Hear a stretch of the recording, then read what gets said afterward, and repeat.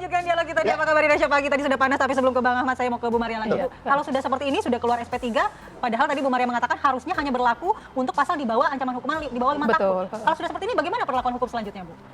Nah, terhadap perlakuan hukum selanjutnya, itu ya, maka ketentuan yang mekanisme yang dilakukan oleh penyidik ini punya dampaknya ya, punya dampak hukumnya gitu. Karena dalam pasal 158 itu kan diatur mengenai upaya hukum semacam keberatan gitu ya. Karena status tersangka itu kan masih diterima juga oleh lainnya gitu kan, adalah berkaitan dengan pelaksanaan upaya paksa yang tidak sah itu ya. Nah, itu kan macam-macam pelaksanaan upaya paksa itu apa saja, penetapan tersangka, penahanan, penangkapan, penggeledahan, penyitaan dan sebagainya gitu. Nah, dengan demikian jika ini RJ yang sudah dilakukan, memang undang-undang KUHP baru itu menetapkan bahwa kesepakatan yang sudah dibangun maka berdampak kepada penghentian penyidikan. Ada lagi, supaya berkekuatan hukum tetap harus minta penetapan pengadilan. Nah, sekarang pertanyaannya, udah minta penetapan pengadilan belum ini? SP3 ini? Kesepakatan yang dibuat itu. Itu ada di dalam KUHP loh. Sebelum SP3, Bu, harus ada penetapan pengadilan begitu? Iya, betul. Penetapan pengadilan penyidik yang kemudian diajukan oleh penuntut umum. Setelah dikeluarkan atau sebelum dikeluarkan? Kesepakatan yang dibuat ini harus diajukan penetapan. Karena asumsi kita, karena SP3-nya sudah keluar, berarti mungkin itu sudah dilalui. Bisa saja ya, karena kan dari penyidik ini kan tidak melakukan konferensi pers atau penjelasan kepada masyarakat. Tapi kembali lagi, Bu, itu kan akhirnya menghapus semua pasal yang lainnya dengan SP3 ini. Sudah mantan tersangka, sudah bebas kedua. Bagi saya ya, dari akademisi tetap memandang bahwa RJ yang dilakukan itu hanya sebatas kepada pasal-pasal di bawah 5 tahun. Ini jangan sampai kita salah memahami penjelasan pasal 80 dari syarat RJ. Nah, ini dia Bang Ahmad. Syarat RJ. Ini PR banyak nih, 14 hari setelah dilimpahkan berkas ke kejaksaan juga kan, artinya ini mulai kebut-kebutan, PR-nya mulai nambah. Langkah apa selanjutnya, Bang Ahmad? Ya, saya sih tidak perlu memikirkan tentang persiapan karena kami sudah sangat siap. Bahkan kami itu kan menunggu saat sidang di mana dokumen ijazah yang dulu hanya bisa diperlihatkan dalam gelar perkara khusus itu bisa diperiksa di persidangan. Tapi di luar itu kan kami sudah minta. Ada yang disebut dengan tes laboratorium forensik independen tapi belum dipenuhi. Tapi yang menarik begini, kenapa saya katakan bahwa proses penegakan hukum ikut kendali Solo? 15 Desember 2025 itu kan gelar perkara khusus, atensinya itu 2.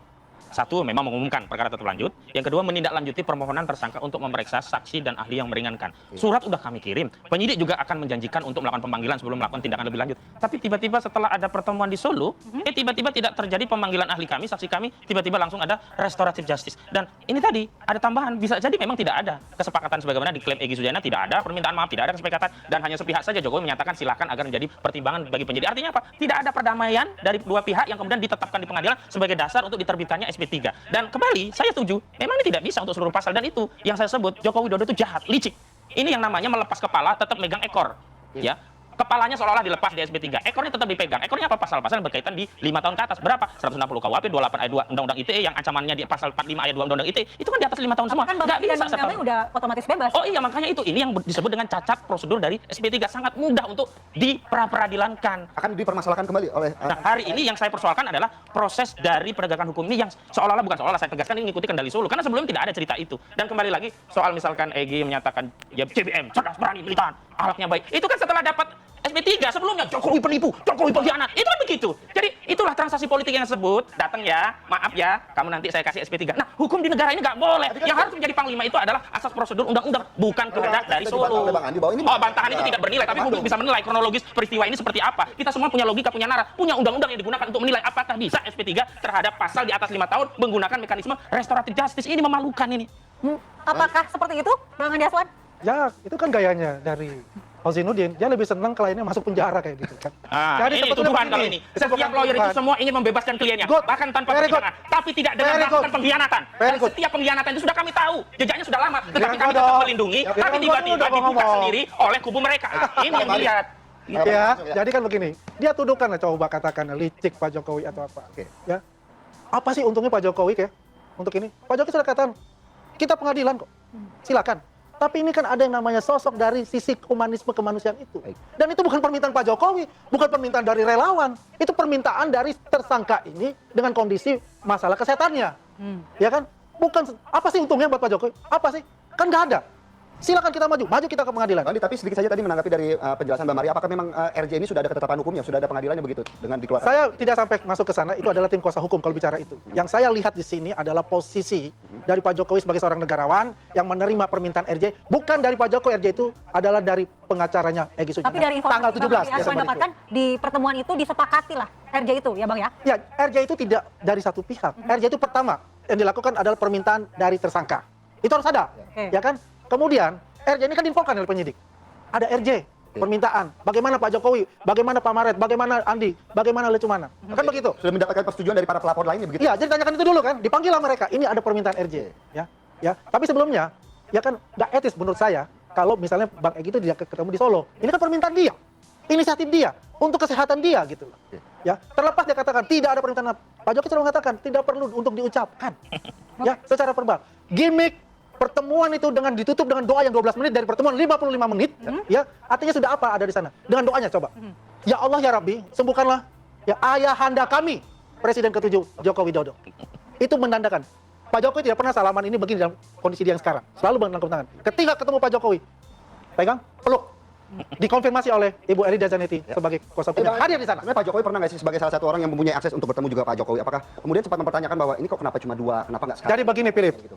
Pak Jokowi orang yang konsisten mengatakan bahwasanya 8 orang ini pun datang ke rumah beliau untuk meminta maaf ataupun bersilaturahmi. Terbuka untuk mereka semua. Terbuka Bang Ahmad. Ya. Mau Dan nggak? itu kan Betul, sudah betul. sejak lama disampaikan. Tunggu sebentar, terbuka untuk semua. Memang beliau itu tahu proses hukum berjalan. RJ itu salah satu dari proses hukum yang diminta kan. Hadir mereka ya diterima untuk itu. Oke.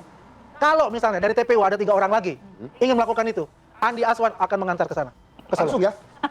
Itulah yang sebut liciknya Jokowi begitu. Kenapa licik Bang? Iya, Kan dia ini menakut-nakuti. tadi udah Kalau ngomongin tidak minta maaf, maka kalian diproses hukum. Kalau dia minta maaf, ya kalian akan di SP3. Tapi persoalannya kan Ya itu kan proses ijazahnya hukum kan itu sudah dulu. berjalan. Ijazahnya Maka namanya kan belum bisa proses dibuktikan. hukum itu Iya kan? ditempuh. Kalau ketemu kan bisa saja ijazah. Yang kedua, yang dilihat. sebenarnya tawaran ini kan sejak awal sebelum bikin laporan ya, kalau minta maaf selesai nggak perlu kami laporkan. Begitu laporan 30 April 2005, silakan kuasa hukumnya mengatakan demi bangsa, demi tidak terjadi keterbalan, udahlah kita damai. Enggak juga, kemudian muncul tersangka, ya masih lagi kalau bisa damai. Kan lucu, biasanya yang minta damai itu yang terlapor. Ini pelapor yang berulang kali itu kan menunjukkan ada masalah. Yang kedua, saya mau tegaskan begini.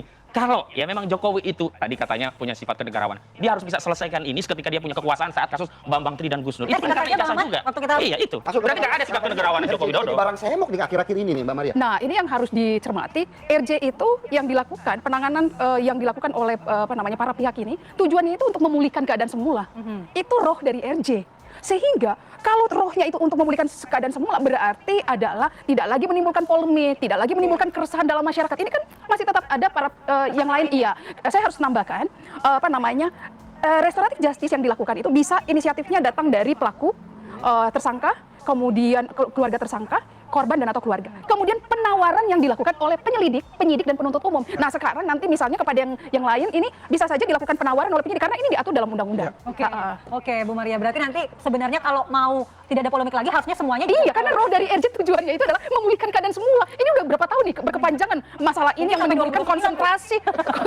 Sayangnya RJ itu kepada- tidak bisa memulihkan yang palsu menjadi asli, itu problemnya. Oke. Terima kasih Bang Andi, Bang Ahmad dan juga Mbak Maria. Saya nggak ada terakhir, Pendek, teman. langsung. Pendek aja ya. Ya kepada pemirsa, inilah menunjukkan bahwasannya Pak Jokowi itu tidak pendendam. Oke. Pak Jokowi itu negarawan, Baik. Pak Jokowi itu mengedepankan yang namanya rasa kemanusiaan untuk itu. Dengan tiga- Jadi jangan diperdebatkan masalah RJ, jangan diperdebatkan masalah minta maaf, memaafkan, tidak. Baik. Tapi adalah kenyataan yang telah dilakukan untuk itu. Orang